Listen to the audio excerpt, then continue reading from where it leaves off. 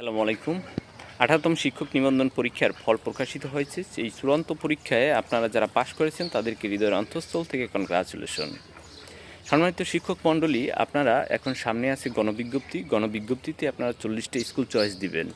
আর সেই 40টা স্কুলে চয়েস দেওয়ার পরে যে স্কুলে আপনার সিলেকশন হবে, সেই সিলেকশনের পরে আপনার অনেকগুলো দায়িত্ব রয়েছে।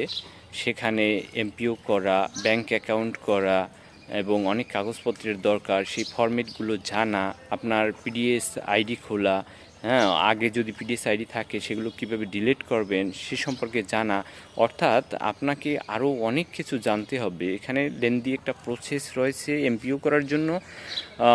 সেইগুলো জানার জন্য আপনি আমাকে ফোন করতে পারেন অথবা ইনবক্সে মেসেজ করতে পারেন। যেহেতু আমি একজন নিবন্ধিত টিচার, আমার কাছে এগুলোর সব প্রসেসগুলো আমার জানা আছে, তাই আমিও চাই আপনারা যাতে এই সমস্যায় না পড়েন আপনাদেরকে জানাতে। ধন্যবাদ সকলকে।